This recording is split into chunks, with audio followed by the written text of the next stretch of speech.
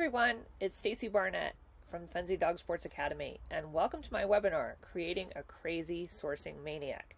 Everybody wants a dog who can source. So that's what we're going to talk about today. We're going to talk about what sourcing is, what it isn't, how to train it, a lot of really cool stuff. So let's get started. All right, let's start off our discussion about what sourcing isn't, because I think a lot of times people confuse sourcing. We throw out a lot of different phrases out there. We throw out phrases like pinpointing. We throw out phrases like precision. So we're going to talk about, first of all, what sourcing isn't. And what it isn't is pinpointing. All right, it's not pinpointing. Pinpointing, when you start thinking about, the dog getting their nose on the tin, that is where people develop issues. That's not where they solve them. All right, that can actually be the cause of some of your issues, and we'll talk about that as well, because people really confuse the word sourcing with the word precision, and they confuse the word sourcing with the word pinpointing. And if you have a high drive dog, even if you can get part of the way there by focusing on precision, but it's not going to get you all the way there, and it can get you in trouble, because pinpointing is two-dimensional. Okay, problem solving is three-dimensional. And if you listen to my webinar on three-dimensional searching with Fenzi Dog Sports Academy recently, you know that two-dimensional and three-dimensional are very different. Two-dimensional, they're on the x-axis, and the y-axis is very flat. The dog can put their nose right on the tin, right? Three-dimensional searching is more realistic, is where the dog has to drive in and get into source. Problem solving is three-dimensional. It's not two-dimensional. So here's the thing. If you don't emphasize that three-dimensional searching, right, you can really increase your chances of having a fringe alert by too much precision work. Basically, the dog is just guessing at that point, because when you try to put two dimensions into three dimensions, it just doesn't work. So so you really need to emphasize that three-dimensional searching, and that just basically means adding depth to your searches, adding some, and we'll talk about how to do that. But some over, some under, some some through, some around. But basically, the dog's got to drive into source, and we'll talk about what that means as well. All right. Sourcing, this is where I want to change our vocabulary a little bit. Sourcing is actually drive to source. So if we could actually replace our vocabulary, that would be really fantastic. If we could say, instead of saying sourcing, we say drive to source, because the meaning of that word changes. Because when we say drive to source, we're not thinking pinpointing. And our precision is going to be based off of the dog, and it's going to be based off of true sourcing.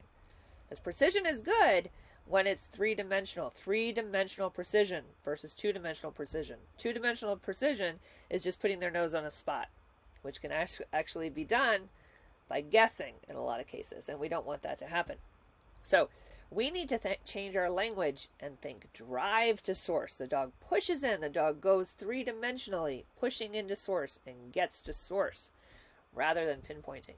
And when we do that, we can create true sourcing. All right. Now, if you are using a final response, we're going to talk about that a little bit later. You want to add it at the last point when you work through these problems. So I'm going to show you actually how to create a sourcing maniac. Okay, meaning the dog wants to source and the dog is driving to source. I'm going to teach you how to teach your dog to drive to source. All right.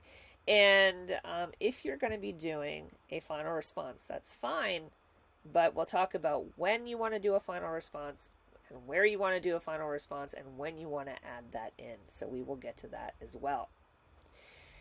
And we're also going to talk about pooling odor, and we're going to talk about inaccessible hides, because everybody's, we get so worried about doing inaccessible hides. And I want to tell you guys, don't fear the inaccessible hide. The inaccessible hide, all it is an extension of proper sourcing.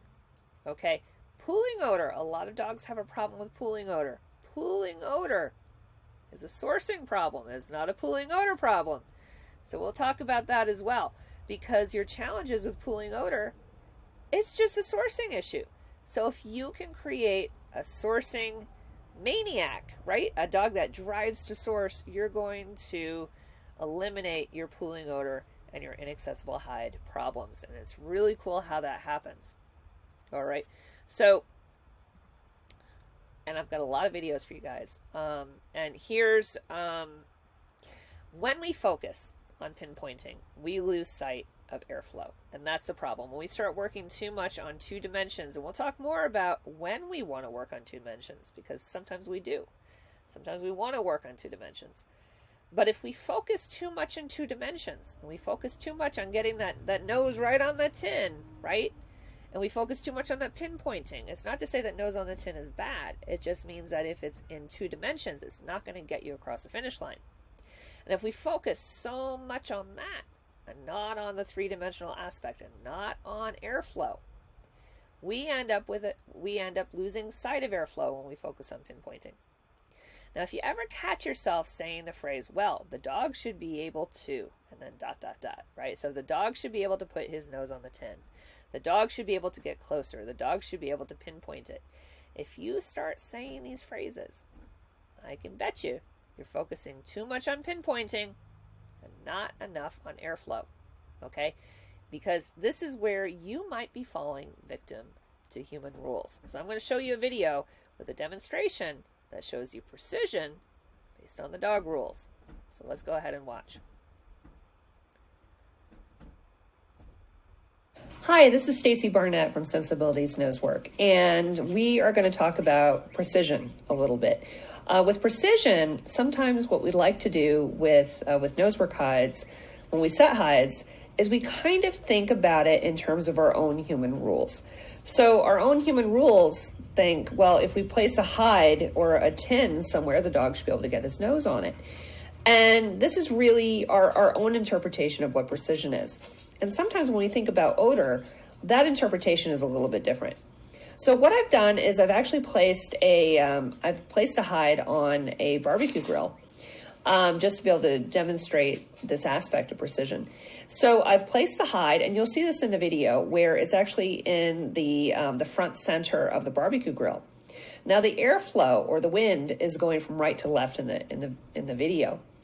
And what's happening is that odor is actually moving to the left. So what you're going to see is the dog, which is Brava. Brava is going to alert on the left-hand side of the barbecue grill. Now Brava is showing precision, but she's showing precision from the dog's perspective. So when we think about precision, we really need to think about it from the dog's perspective. We can take a look at airflow, we can look at our hide, and we can make prediction in terms of where we think the dog is going to alert, and we'll call that the yes zone.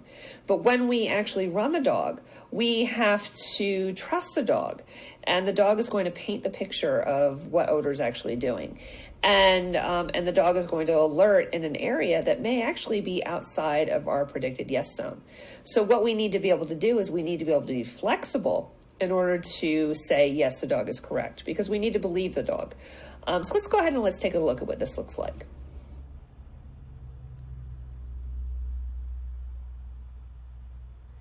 Okay, I just want to show you guys what airflow is doing here. Here, what I want to show you guys is airflow is actually moving in this direction.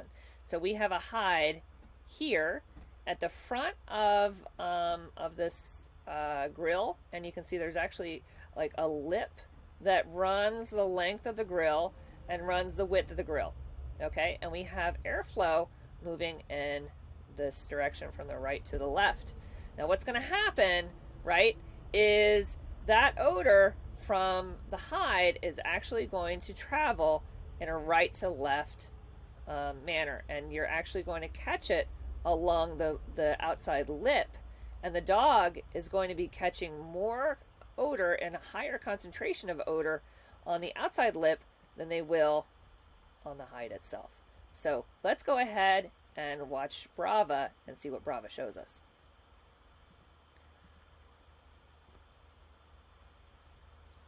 Okay, let's see what we got here. Pretty girl. Search.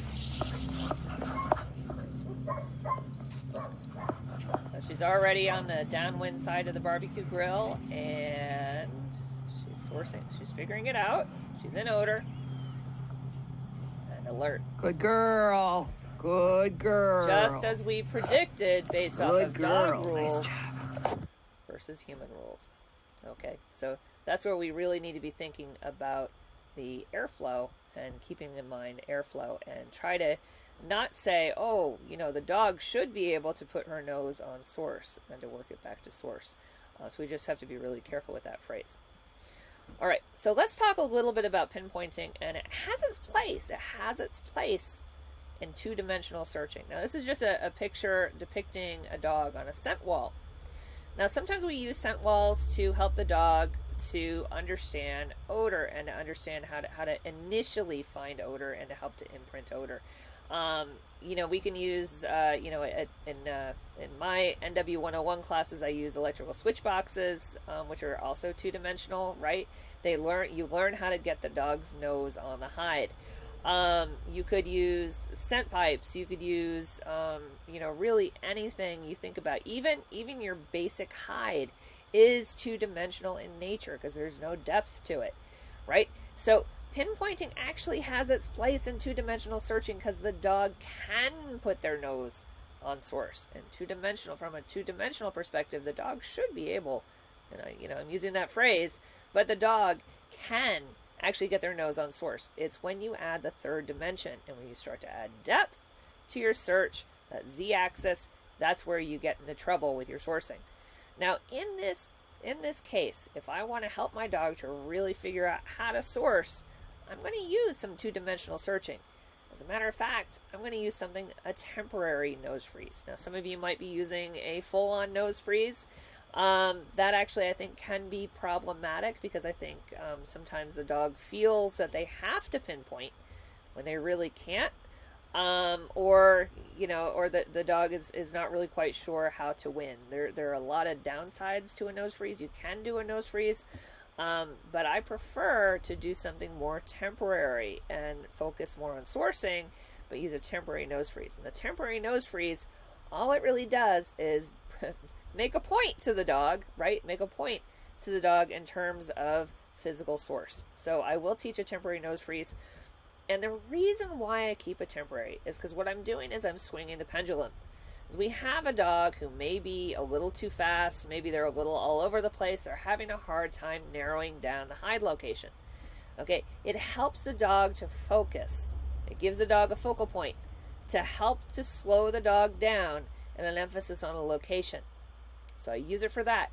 It's helpful for those higher drive dogs, for those fast dogs, or the dogs that just don't know how to settle and locate the hide. Now, if your dog is a lower drive dog or just a little bit more contemplative, you can do this phase, but keep it brief, okay? Because what you can end up doing is you can increase your dog's contemplativeness, okay, if that's a word.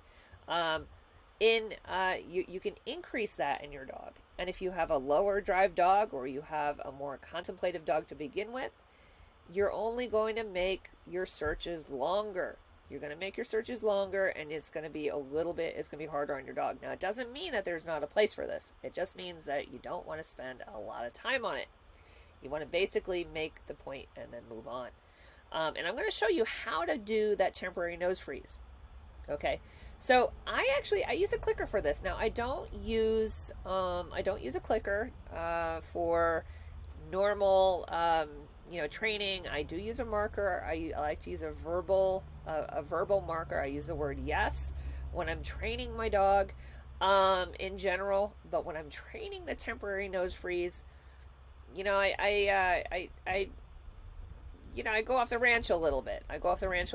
I do use a clicker for this, and I'm going to tell you why. Why do I use a clicker? So dogs that are used to clickers, they are used to associating the clicker with a behavior. A nose freeze is just a behavior. It's just a behavior. It's just basically the dog guessing that they're, or isn't guessing, but the dog assuming that they're on the hide and freezing at the hide. And now what I mean by guessing is that if we get into the actual science of it, even though you think you might be at the highest concentration of source, you may not actually be. There's a whole lot to it. But dogs are used to associating clickers with a behavior. Now, a nose freeze is a behavior, okay? So now what it does is the clicker also makes that behavior come front of mind, right? That behavior becomes front of mind. And that behavior of nose to source is what they're thinking of. It's that behavior of nose to source. And so it creates an emphasis on that behavior. And that's how we get that very quickly. And what I do is I create duration using something called reverse luring. And I'm going to show you a video. I'm going to show you how to reverse lure. It's very easy, it's very effective, and it's very fast. Okay? So again, even though I ordinarily train with a verbal marker, I tend not to use a clicker because what happens is with a clicker in normal nosework training, it puts too much emphasis on the behavior rather than the find. And if we think about what is more important when we're searching with a dog, the finding of the hide or the behavior after the dog finds the hide. For me, I'd rather the dog find the hide and have a little bit of enough behavior that I can read it and that is true to the dog, and rather than focusing on a behavior and not focusing enough on the find. And that is the reason why I don't use a clicker. I use a verbal marker. I do use a marker though, but that's the whole reason behind it. So I want to show you a little bit of reverse luring. Okay, now this video is actually shown using a verbal marker. However, it's actually easier with a clicker, but I'm going to show you two videos. So I'm going to show you reverse luring with a metal switch box. Then I'm going to show you reverse luring using my shoe rack. And I'm going to use that one with a clicker. I'm going to use this one with a verbal marker, but I want to show you exactly how to do this. Now, really what you're going to have is you're going to have, my switch box. I'm going to draw this really quickly. My switch box and my hand. Now, my hand's going to have food in it. Now, what I can actually do is I can actually, get that a little bit closer to the dog. My dog sees that food. They want that food, and they put their nose in that switch box, right? And then if they start to take their nose out of the switch box, all I do is I simply draw my hand away from the nose. Okay, and that's exactly what I'm going to do here. So let's go ahead and watch Brava do some reverse luring. So notice I have, she knows how to do this, right? She's done this before, but notice I can use my hand as the lure. And I can get my hand close, or I can take my hand farther away. See, it's a little bit of a test. It's a little bit of a proof. See if I move my hand away, if she takes her nose out. Super, super, super easy.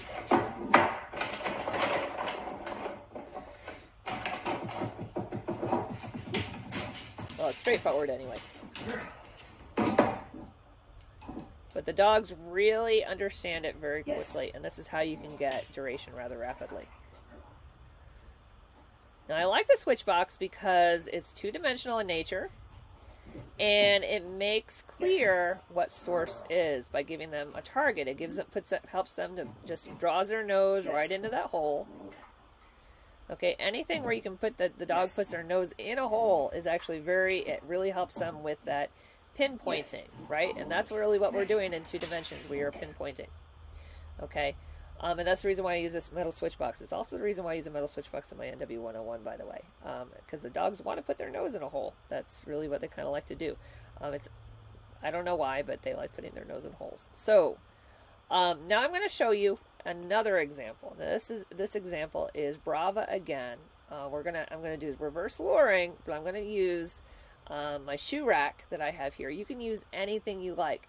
As a matter of fact, if you don't have anything like this, you could rig up something using plastic cups and lattice, and you could do all kinds of fancy things if you want. Or you could just take that tin and put it on a wall. All right. This is not about a search. This is not about a find. If your dog, now presuming that if you're watching this webinar and you want to do these exercises, your dog already knows odor.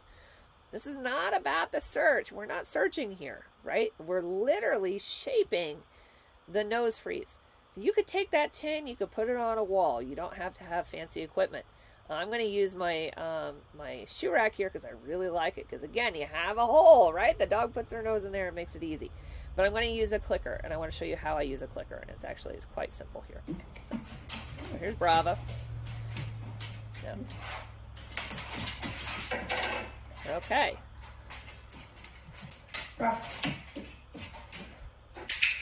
So I'm just going to start with very little duration. So first I'm just going to... Just so she knows to put her nose in the hole. See, I can reverse lure by holding my hand here. And then I'm going to start the reverse lure process. Girl. Doing the exact same thing as I did with that switch box. Girl. So the click releases the behavior. Now you're going to see I'm going to start to play around with duration. The behavior. You can create duration very quickly. Girl. So this is just to emphasize temporary nose freeze. And again, I'm going to keep that nose freeze temporary. I'll tell you when to get rid of it. Girl. You can use anything that you have available to you. And then just put the... Of course, if you have a nose freeze, that's fine, but this can help to improve your nose freeze if you need to. You can Or you vary can the duration, keep variable. Sometimes longer, sometimes shorter. But it just gives her the idea. And the click releases.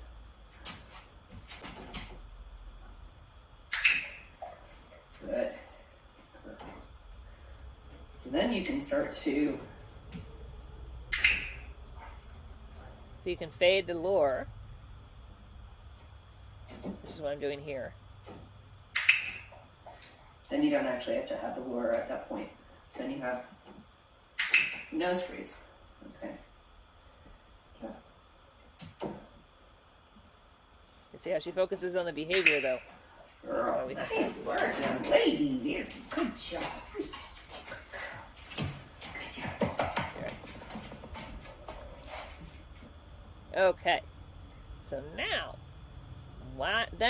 when we're working in 2 dimensions, this is the next step. The next step. Now we're going to add an aspect of searching. So we're going to be working in 2 dimensions, and we're going to start to get. So here we're still working in 2 dimensions, and this is where I'm going to actually use the shoe rack, right? But now I'm going to reposition it. Now, what I'm going to do is a really cool game.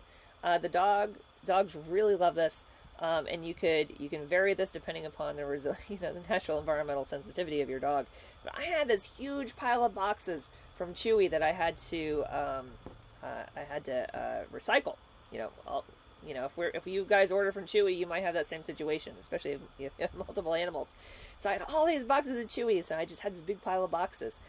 And I was doing this this pinpointing exercise with my shoe rack, and what I would do, instead of feeding her at the hide, again, this is a game, I know I normally feed at the hide, or I normally tell people to, because I'm using the clicker, and because I'm focusing on the nose freeze, I've added an element of something that's really fun by throwing her reward into the pile of boxes. Okay, so I just throw it in the pile of boxes, and all it is a little Zooks. It's a little Zooks Mini, which is like really nothing, even for a Labrador. Okay, but by throwing it into the boxes, I create all of this value because she gets to hunt and she gets to use her seeking system to find her reward. So she's actually searching for her reward as her reward. It was pretty cool. So I throw it into the pile of boxes. She gets her reward. Now, if your dog is a little bit more environmentally sensitive, you can use a smaller set of boxes. Okay? Then she comes back. And by that time, it gives me time to reposition that tin. Okay? So that way I can reposition the tin. And it becomes this fun game, and I can kind of go back and forth. And here, again, this is a great game. Don't stay at this for too long, because we don't want to cement that nose freeze. We really want to keep it temporary so that we can really focus on the sourcing aspect, not the freezing aspect. That's the thing. We want to focus on drive to source, not the freeze at source. If you emphasize the freeze at source, you can negate the drive to source and you can get fringing. Okay? The fringing happens if you have a nose freeze and you're having a fringing problem.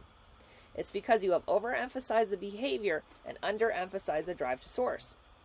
Okay? You can do a nose freeze very successfully, but you have to emphasize drive to source more than the actual behavior of the nose freeze, if that makes sense, because it's a balance, right? It's a balance. So you're either emphasizing the behavior or you're emphasizing drive to source.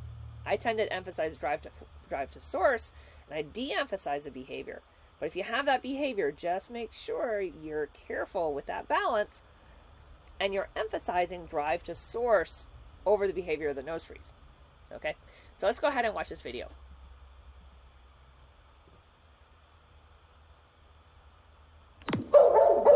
Very excited. There's my pile of boxes. I'm going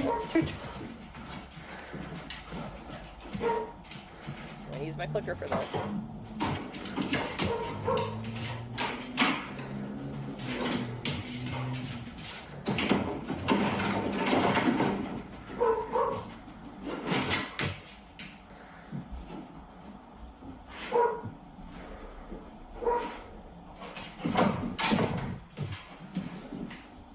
Their first repetition gets a lot quicker than this, but she's got to learn it.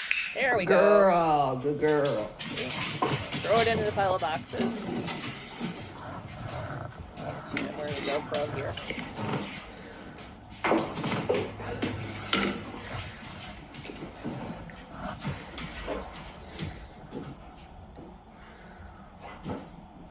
Good girl. She has a natural girl. look back alert. You can see she was kind of defaulting to that a little bit. And I just waited for her, and she said, oh, yeah, that's right, I'm supposed to freeze. Good girl. Very good. Yeah, she's got it. See, I gotta move rather rapidly. Uh-oh, she's a little too quick for me.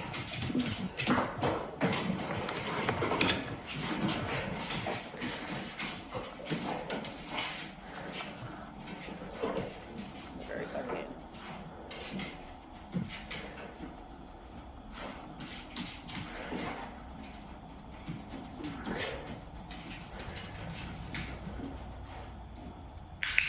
Girl, yes.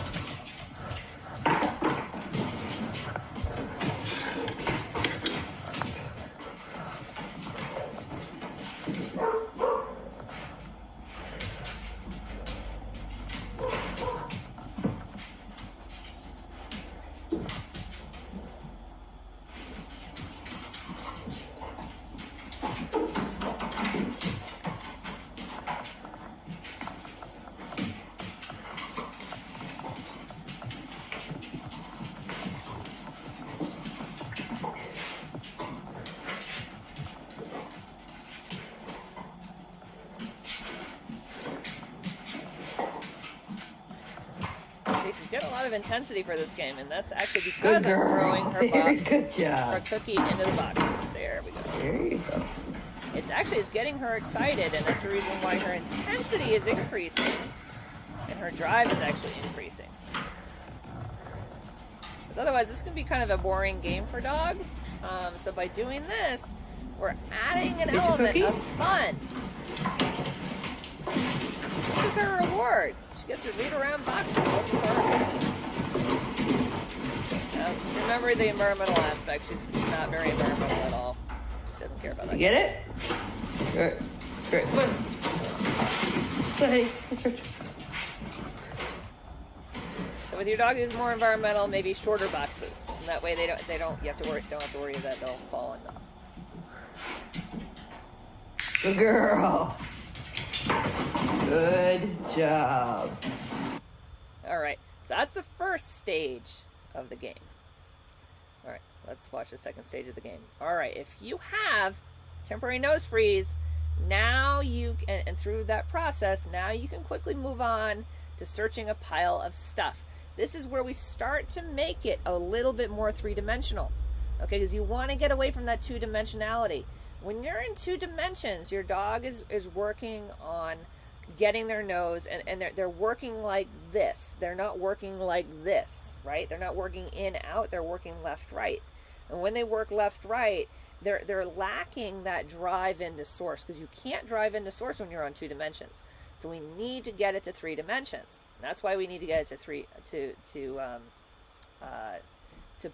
working on stuff. Now, I have this big pile of stuff I'm using, and I actually transitioned from the shoe rack to this pile of stuff. And I'm going to do a rapid fire. I'm going to do the same exact exercise where I throw the cookie into the pile of stuff. Now I can rapid fire, and I'm not going to get that residual issue that you normally would get. Okay? So in order to avoid a lot of the residual, I'm using a tin, and I'm just trying to attach it where it's not going to leave a lot of residual. I'm not using an adhesive. I'm not using Quake Hold or Earthquake Putty or anything like that. So avoid using an adhesive if you want to minimize residual. All right, so that's just a tip, pro tip. All right. So this is actually the same, the same training session. So I just placed the hide in a little pile of stuff. She's still searching for her cookie from the previous step.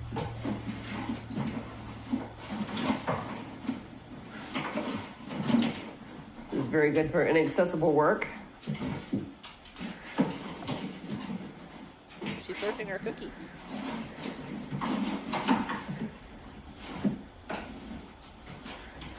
Oh, sweetie. Did you get it all?